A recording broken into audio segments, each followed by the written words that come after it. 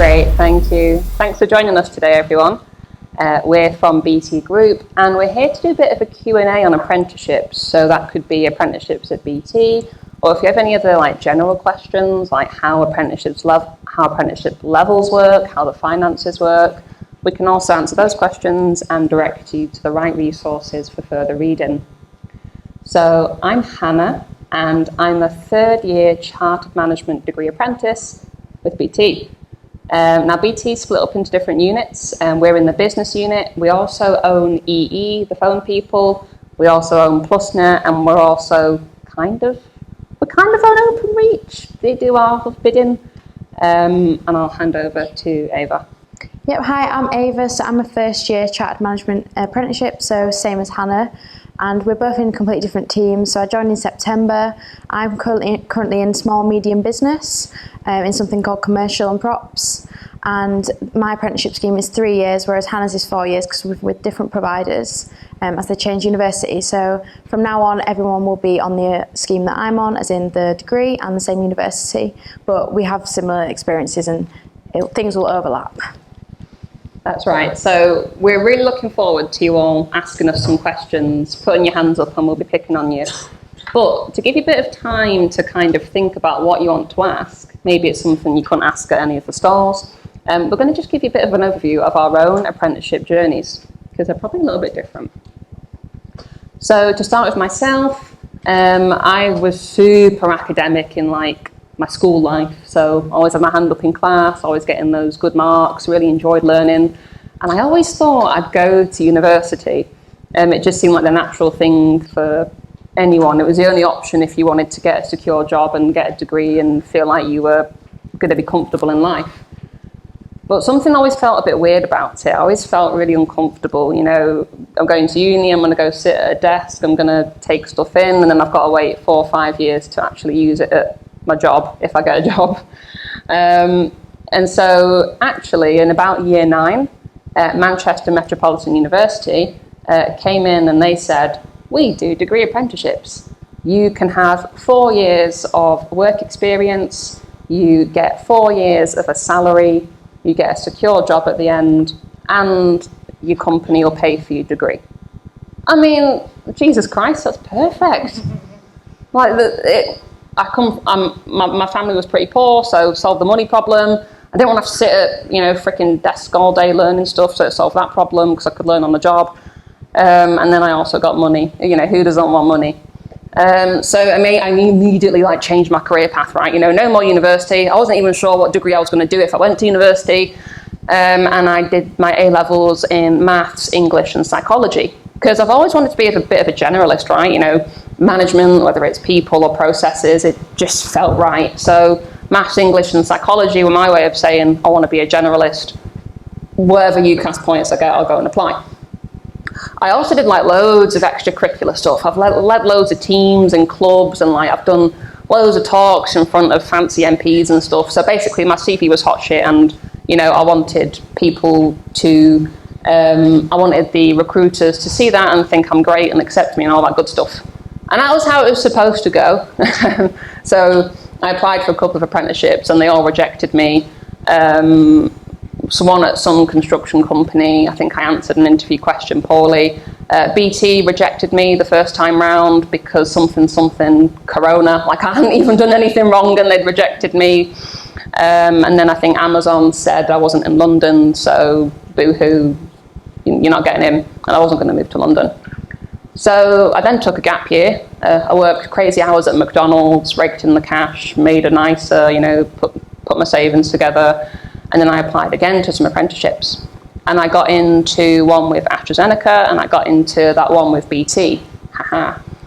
So when I was comparing them, I was like, okay, AstraZeneca pay more, but BT offer things that I prefer. So, in the AstraZeneca one, I think I was supposed to be a project manager for 4 years, and I was on 26k for 4 years. Whereas the BT one, I think I started on 18k, but I got to do 4 different jobs across 4 years. And for a generalist like me, that was really good, because it meant I could experiment and try different things. And, the broad world of management, that meant sales, finance, marketing, project management. I could try all different things. So of course I went for the BT one. And I'm 3 years in, and I've been really, really enjoying myself. I've won loads of fancy awards, I've had quite a few pay rises, and I genuinely feel like I'm thriving as a person. And you can't ask for more than that, can you? So that's my story. I'll pass on to Ava.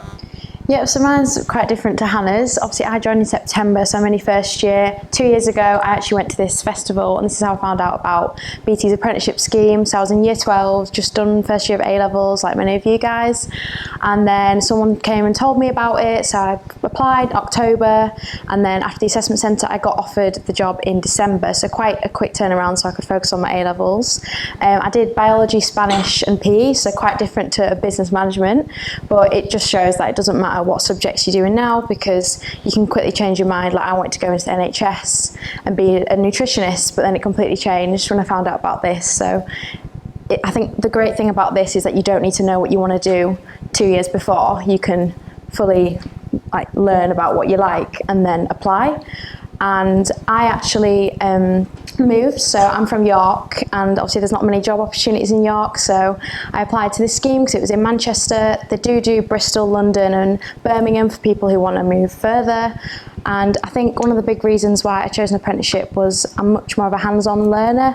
I was quite academic in school like Hannah, but both my parents went to university, but I just thought this was a much better route for me because you get in on the job experience and building your network. And I think people think that you can't have a social life just because you do an apprenticeship, but I think it's completely like the opposite for me. Like I've met so many people, and obviously not everyone will move out, but I think moving out does help, meeting new people and obviously building that life experience. And as for the social side, you definitely do have free time if you manage your workload. Like I even have a second job, so I have time to do that as well. So I do think don't let like the amount of work and hours put you off. But that's like a summary of my journey, and obviously I think now we're going to go on Q&A. So if anybody has any questions, I'll answer, and then Hannah. Yeah, at the front. How do you get UCAS points?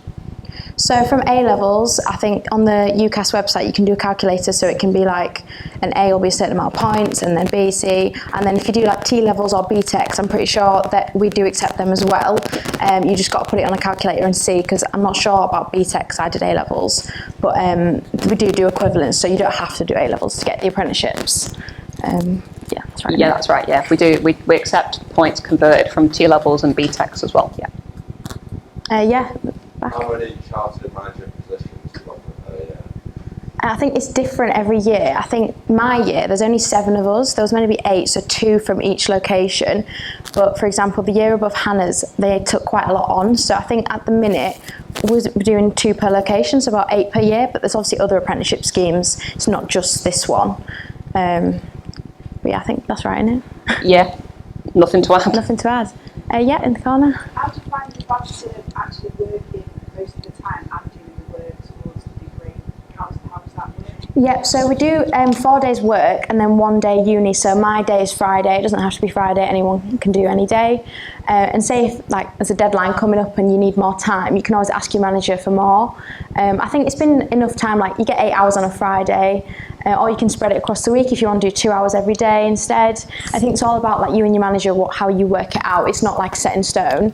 And then as for my university, we go in person. So we go once a month in person. So that'll be like a full day at university, around like 10 till 4. And then it'll just be like workshops, but that's only 12 days a year. The rest of it's just online and assignments. But if like it ever gets too much, you can always ask for more time. It's never like, you'll never miss a deadline for work, if that makes sense.